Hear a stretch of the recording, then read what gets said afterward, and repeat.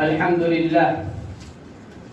لله الذي جعل بيت المقدس المبارك القبلة الأولى وشرفها وكرمها ذاكرا باسمه في القرآن الكريم. سبحان الذي أسرى بعبده ليلا من المسجد الحرام إلى المسجد الأقصى الذي باركنا حوله لنريه من آياتنا إنه هو السميع البصير. وقال النبي صلى الله عليه وسلم: لا تشد الرحال إلا إلى 3 مساجد: المسجد الحرام والمسجد الأقصى ومسجدي هذا. رئيس الاحتفال المبجل والمستمعين الأفاضل وإخواني في الله، أنا أتلهف بشوق بالغ وولعة كاملة أن أقدم إليكم كلمة وجيزة حول الموضوع أرض فلسطين ومكانتها في الإسلام بين الحاضر والماضي.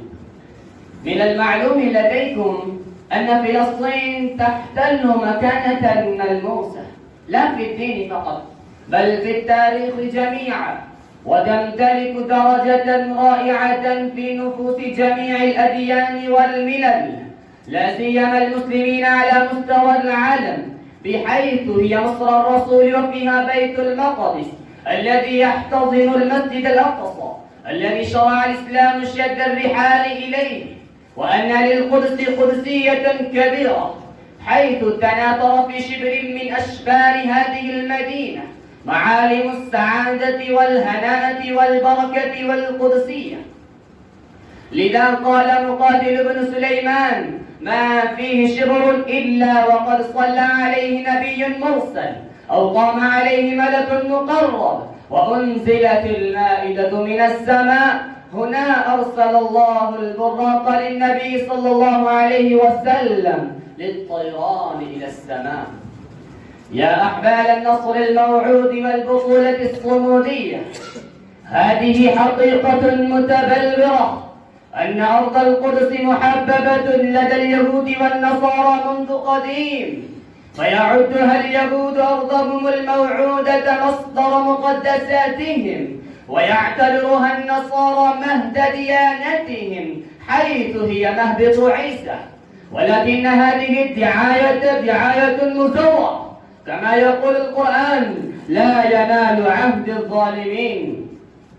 فاليهود والنصارى غاشمون دجالون لذا اعتبرهم التاريخ قامع الأمن والأمان والسكون والسلام والصلح والانسجام، من أجل إشعالهم نيران الحروب والفتن والبلابل والزعازع في العالم كله.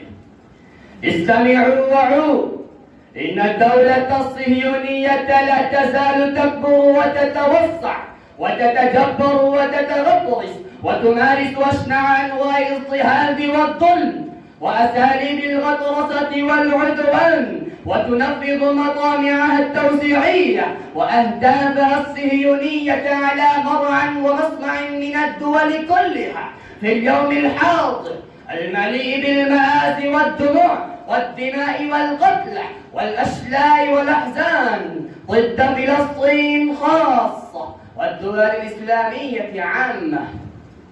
وفي جانب آخر أنا أتساءل بكل صراحة ووضوح: كل منا يفور غضبا ويحترق الماء ويضطرب قلقا حيثما يشاهد فتاة مسلمة يجرها مستوطن يهودي إليه وهي تصرخ وتستغيث فلا تجد مجيبا ولا معينا، ويرى بجنبها شابا آخر تدق فؤاد العدو برأسه بالجدران الصلبة أو تضرب على وجهه بالعصا الغليظة وتبوس رقبته بالنعال والأحذية في سخرية وإهانة، تجبر وتدلل، ووالدته المسكينة تولول وتصرخ: يا ولدي يا ولدي.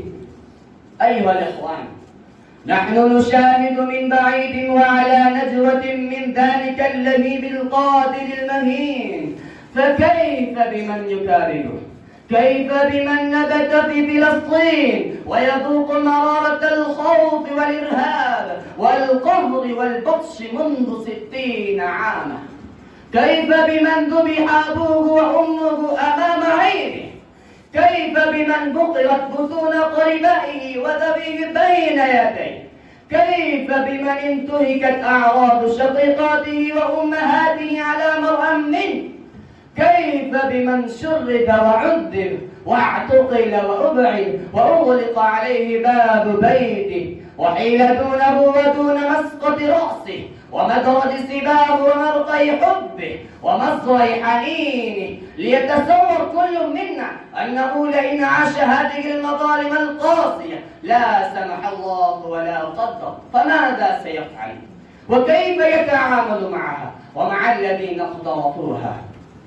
أيها الإخوان، هذه حقيقة لا تجحد حينما تنهض الأمة المكروبة في وجه الظالم الذي يملك الحول والطول والجنود والبنود، زلزل عرشه ودك قصره ولان فتاته وأسقط جنده ونكس بنده، والآن فاضت كأس صبرنا وعلينا تصبرا وتخطى الظالم الحدود، فعلينا أن نخوض في حومة الوغى مع روح المقاومة والجهاد والنصر الموزر والاستشهاد في سبيل الله واستعادة الوطن المغصوب والأمن المسلوب إلى إخوتنا المسلمين الملهوفين. ولو لم نملك إلا الطوب والحجارة والعصي والهراوات التي نجابه بها المناطق والنار والرصاص والقنابل والصواريخ والمدافع، وذلك أن الطوب المظلوم ومعه قوة الحق أقوى وأفتك من قنابل الظالم وقذائفه، كما قال سبحانه وتعالى: وكم من فئة قليلة غلبت فئة كثيرة بإذن الله والله مع الصابرين.